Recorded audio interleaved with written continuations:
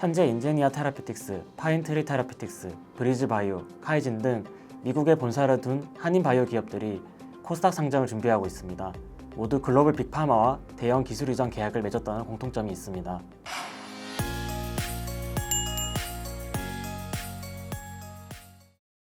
미국에서 바이오 회사를 창업한 한인 과학자들이 코스닥 상장을 추진하고 있습니다. 2021년 네오 이미텍 이후 5년 만입니다. 당시 상장한 바이오 기업들이 임상 지원과 주가 부진으로 시장의 신뢰를 잃으면서 도전자들의 발길을 끊겼는데요. 분위기가 다시 바뀌고 있습니다. 왜 나스닥이 아닌 코스닥인지, 그리고 이번엔 성공적인 금융 환영이 가능할지 짚어보겠습니다. 더벨 제약바이오부 김찬혁 기자입니다. 한인 과학자들이 나스닥 대신 코스닥을 택하는 이유, 먼저 돈 얘기부터 해야 합니다. 나스닥에 상장하려면 주관사 수수료에 법무, 회계 자문비까지 합쳐 IPO 한 번에 수백억 원이 들어갑니다. 연간 유지비만 해도 최대 1억 3천만 원, 코스닥 유지비가 1천만 원 수준인 것과 비교하면 차원이 다른 비용입니다. 비용보다 더 부담스러운 건 압박입니다. 나스닥에 오르면 분기마다 성과를 증명해야 합니다. 주가가 1달러 아래로 떨어지면 심사도 없이 퇴출 절차가 시작됩니다. 수천 개 바이오 기업들이 난립한 시장에서 소형 기업은 애널리스트들의 눈에 띄지 않습니다. 후보 물질이 충분히 무르익기 전에 원치 않는 조건으로 기술 이전을 서두르게 되는 구조입니다. 반면 코스닥 기술특례 상장 제도는 다릅니다. 매출이 없어도 기술력만으로 상장이 가능하고 상장 후 5년간 관리 종목 지정을 유예받습니다. 그동안 창업자가 원하는 속도로 파이프라인을 키울 수 있는 환경입니다. 밸류에이션도 빼놓을 수 없습니다. 가령 나스닥에서 시총 19조 원대인 뉴로크린 바이오사이언스는 연매출 4조 원을 달성해야 그 몸값을 유지합니다. 나스닥에서 조 단위 시총을 받으려면 이미 약을 팔아 돈을 벌고 있어야 한다는 얘기입니다.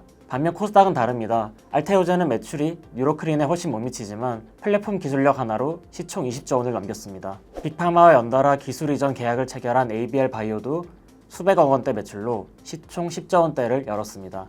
임상 초기 기업 입장에서 코스닥이 훨씬 유리한 시장인 이유입니다. 현재 인제니아 테라피틱스, 파인트리 테라피틱스, 브리즈바이오, 카이진 등 미국에 본사를 둔 한인 바이오 기업들이 코스닥 상장을 준비하고 있습니다. 모두 글로벌 빅파마와 대형 기술 이전 계약을 맺었다는 공통점이 있습니다. 파인트리 테라피틱스는 문제가 되는 단백질을 세포 안에서 아예 없애버리는 단백질 분해 기술, 이른바 TPD 플랫폼이 핵심 기술입니다. 폐암 등을 일으키는 EGFR 단백질을 표적으로 아스트라제네카와 공동 개발 계약을 체결했습니다. 브리즈바이오는 RNA 치료제를 세포 안으로 정밀하게 전달하는 나노 입자 플랫폼으로 로슈, 제네텍과 파트너십을 맺었습니다.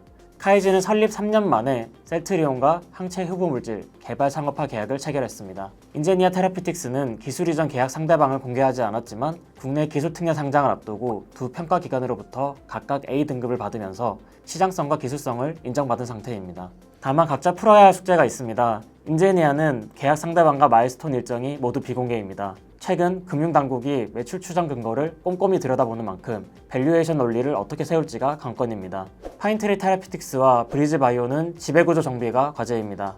미국 바이오 기업은 과학자문단, 즉 SAB 중심으로 의사결정이 이뤄집니다. 하지만 국내 상장을 위해서는 이를 한국식 이사회 체계로 전환해야 합니다. 어떤 인물로 이사회를 꾸리고 공실 체계를 갖출지가 심사 과정에서 중요한 판단 기준이 됩니다. 파인트리 테라피틱스는 투자자 대부분이 국내 VC여서 상장 후 보호예술 해제 시점에 물량이 집중될 수 있다는 점도 부담입니다. 브리즈바이오와 카이진은 빅파마와 국내 대형 바이오 기업의 선택을 받았지만 아직 임상에 진입한 파이프라인이 없습니다.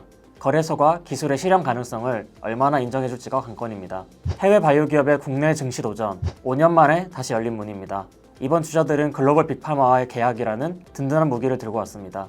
하지만 비공개 계약, 아직 초기 단계인 파이프라인, SAB 중심의 의사결정, 넘어야 할 벽도 만만치 않습니다. 미국에서 싹을 틔운 기술이 국내 시장에서 제대로 평가받고 꽃을 피울 수 있을지, 자부시장의 선순환으로 이어질 수 있을지 시장의 시선이 쏠리고 있습니다. 지금까지 더벨 김찬혁 기자였습니다.